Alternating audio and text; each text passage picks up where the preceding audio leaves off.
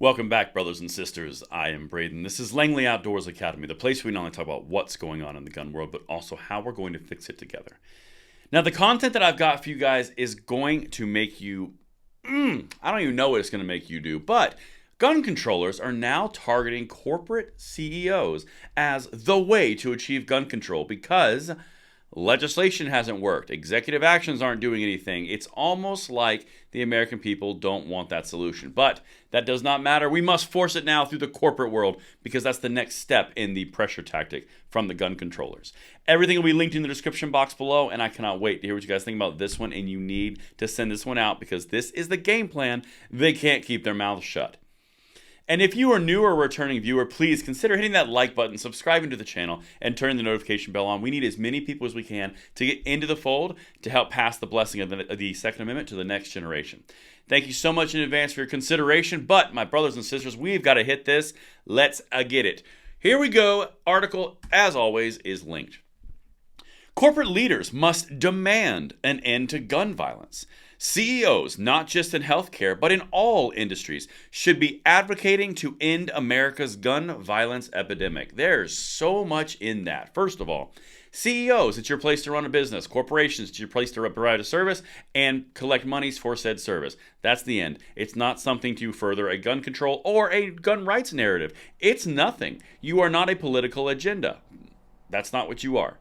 What you are is a service provider. Anyway, I continue. The other thing that's really key about here, advocating to end America's gun violence epidemic. They throw in the epidemic word because that's going to come in a second, just wait. But also advocating to end a gun violence problem. I wonder if that has anything to do with criminals or any type of, law enforcement solution or locking people up or actually convicting them when they commit crimes. What do you bet it doesn't? Let's get in. The epidemic is the dead giveaway. Let me show you. Stories of gun violence play out almost daily on live television, with news reporting on children gaining access to unlocked, loaded guns. It should be unacceptable to all of us. Hey, here's a newsflash. It is unacceptable to all of us.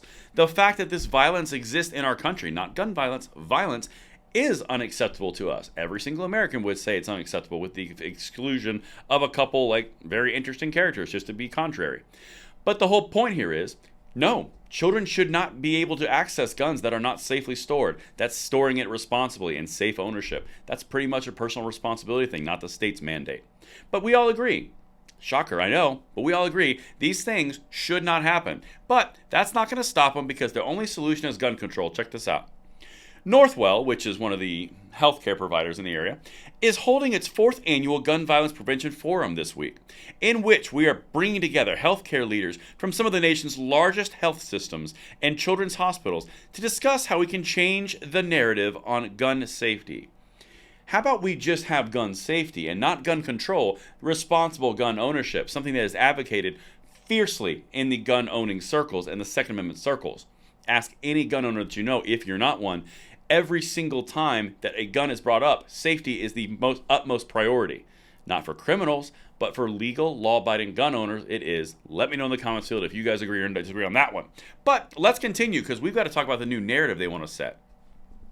Hamstrung by political concerns over Second Amendment rights.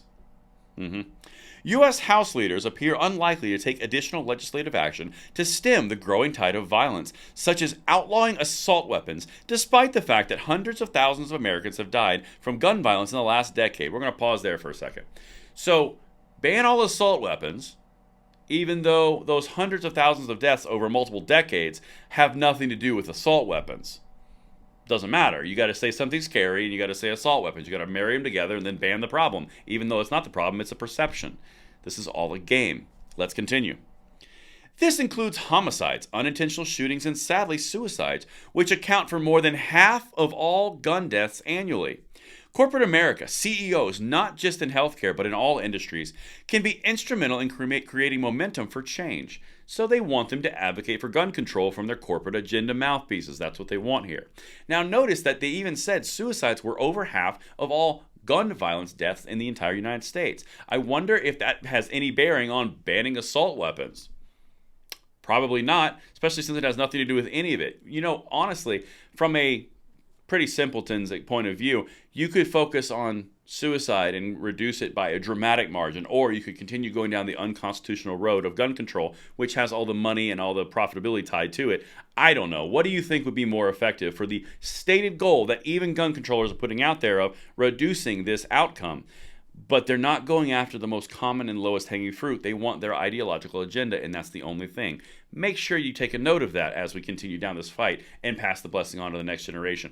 I'm feeling spicy because this is all manipulation. And let's hit it, this last one. We need to confront gun violence for what it is, a societal issue and a healthcare crisis that has gone on for far too long. Oh, it's a societal issue. It's about criminals not valuing life, and then a culture that we sit in does not value life. There's also no consequences or accountability for any actions across the board. So yeah, we have a problem societally. Now, that's where I'll stop agreeing. The healthcare piece, it's not a healthcare epidemic, which would put it nicely under the CDC and the Health and Human Services areas, which would give you more control over guns. That's not what we're about. Executive bureaucracies need to back off. The solution is not corporate CEOs coming out and saying, get rid of guns, more guns equals gun violence, common sense gun safety, all the different words they want to hit, assault weapons, weapons of war, whatever turn of phrase they want to test next. It's not about that. If you really want to make a difference, start providing healthcare, mental health care to everyone in our country who is clearly suffering. We have opioid crises, we have fentanyl crises, which are contributing to the problems in this country, but we can't talk about those. We got to get the ideological agenda for a political win so Democrats stay in power. And that's what I've got for you guys. Let me know what you think in the comments field below, and I will see you on the next one. I'm Braden. See you later.